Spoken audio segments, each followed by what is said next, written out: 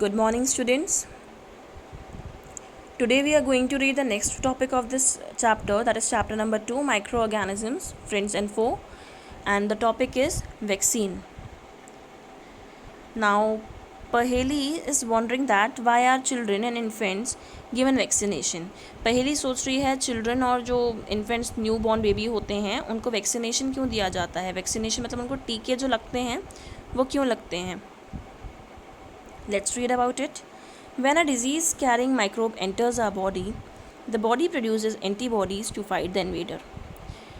तो कभी कोई ऐसे माइक्रोब हमारी बॉडी में एंटर कर जाते हैं जो कि डिजीज़ कैरी कर रहे हों, तो हमारी बॉडी उस टाइम पे क्या प्रोड्यूस करती है, एंटीबॉडीज़ प्रोड्यूस करती है. इन एंटीबॉडीज़ का काम क्या होता है, फाइट करना डिजीज़ से.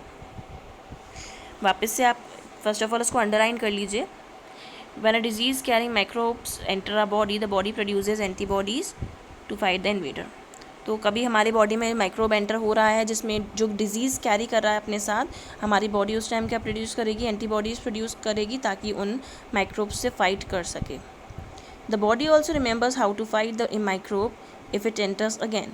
बॉडी जब एक बार एंटीबॉडीज़ को रिलीज़ कर दी, उसने फाइट कर ली पर्टिकुलर बैक्टीरिया से, तो अगली बार जब ये वापस से ये जो माइक्रोब हमारी बॉडी को हिट करेगा, ये same disease causing microbe hit करेगा हमारी बॉडी को, तो हमारी बॉडी वापस से एंटीबॉडीज़ प्रोड्यूस करेगी और उस माइक्रोब से फाइट करेगी. इफ़ डेड और weakened microbes are introduced into a healthy body, अगर कोई डेड या वीकेंड माइक्रोब एंटर कर देता है हमारी बॉडी में, the body fights and kills the invading bacteria by producing suitable antibodies.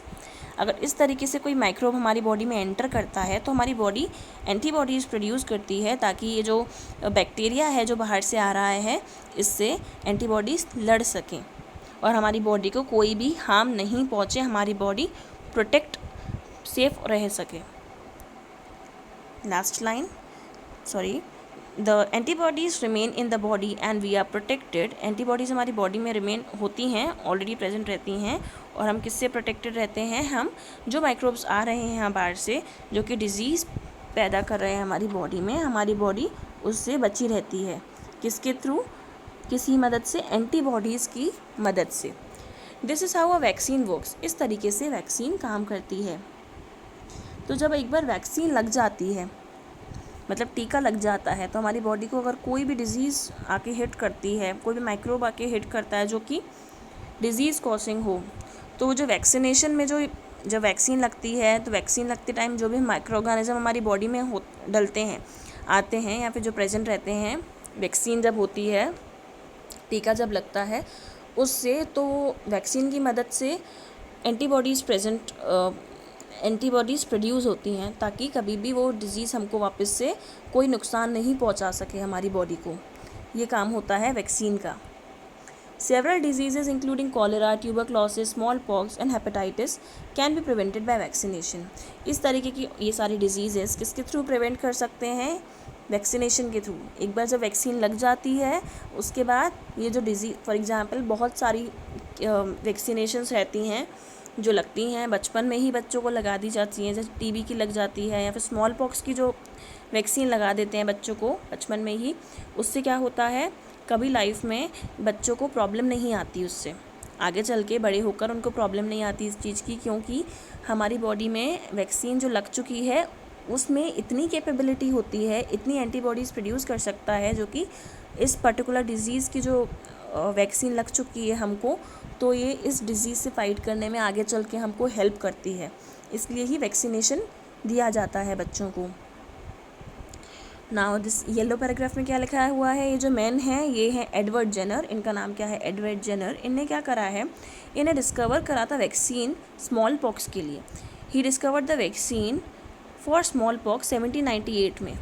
इन्हें कब डिस्कवर करा था वैक्सीन स्मॉल पॉक्स के लिए, 1798 में डिस्कवर किया था. In your childhood, you must have been given injections to protect yourselves against several diseases. Even हमको भी बचपन में बहुत सारे इंजेक्शंस लगे थे ताकि हम जो डिज़ीज़ हैं उनसे प्रोटेक्ट रह सकें, बचे रह सकें. कोई पर्टिकुलर डिज़ीज़ के लगते हैं उससे बचे रह सकें. Can you prepare a list of these diseases, you may take help from your parents. तो आप ऐसा कर सकते हैं, आप एक लिस्ट प्रिपेयर कर सकते हैं घर पे ऐसे डिजीज़ेस का दे सकते हैं इसके लिए। It is essential to protect all children against these diseases. Necessary vaccines are available in the nearby hospitals.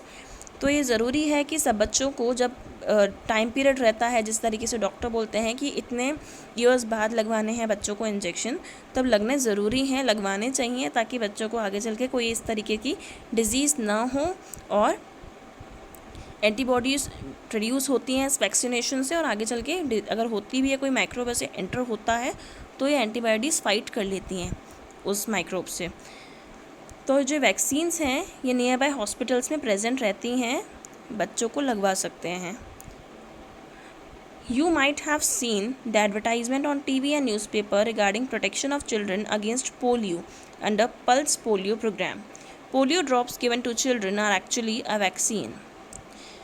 बहुत बार हम लोगों ने देखा है कि टीवी पे एडवर्टाइजमेंट आती है, न्यूज़पेपर में आते हैं ये चीज़ कि पल्स पोलियो प्रोग्राम चल रहा है अभी। यहाँ पल्स पोलियो प्रोग्राम के अंदर जो पोलियो ड्रॉप्स पिलाए जाते हैं बच्चों को, वो एक्चुअली क्या होती है, वो वैक्सीन ही होती है पोलियो से फाइट करने के लिए, कि कभी भी बच्चों को आगे चल के प्रॉब्लम ना हो, पोलियो ना हो।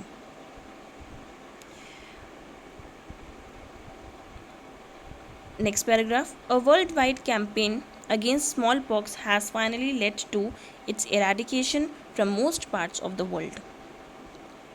स्मॉलपॉक्स के अगेंस्ट एक कैंपेन हुआ था, worldwide campaign finally led हुआ काय के लिए, ताकि पूरी वर्ल्ड से स्मॉलपॉक्स को हटाया जा सके, इरेडिकेट किया जा सके from most parts of the world.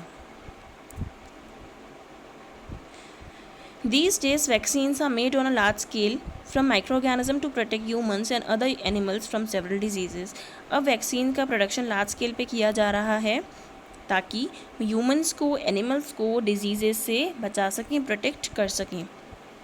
अब हमने इधर क्या पढ़ा था, वैक्सीनेशन के बारे में। मैंने बार बार ये चीज़ समझाई यहाँ पे कि जब वैक्सीन एक बार लग जाती है, पर्टिकुलर डिजीज़ के लिए लगती है, फॉर एग्जांपल स्मॉल पॉक्स की लगी, तो आगे चल के हमारी बॉडी में अगर कोई माइक्रोब ऐसा हिट करता है हमारी बॉडी को, तो वैक्सीन की मदद से, जो हमको वैक्सीन लग चुकी है, तो ये क्या होता है, इनसे एंटीबॉडीज़ प्रोड्यूस होती है। एंटीबॉडीज़ का काम होता है कि जो माइक्रोब डिजीज़ कैरी कर रहा है अपने साथ, उससे फाइट करती है, हमारी बॉडी प्रोटेक्टेड रहती है, हमारी बॉडी को कोई हार्म नहीं होता उस पर्टिकुलर डिजीज़ से, अगर प्रॉपर टाइम पे वैक्सीनेशन लग जाती है तो।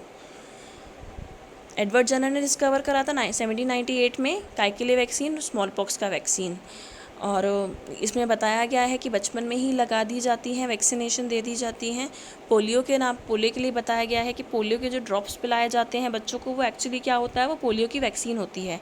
किसके अंदर, under the pulse polio programme, ये जो लिखा हुआ है पल्स पोलियो प्रोग्राम, ये चीज़ पता होनी चाहिए आपको अच्छे से।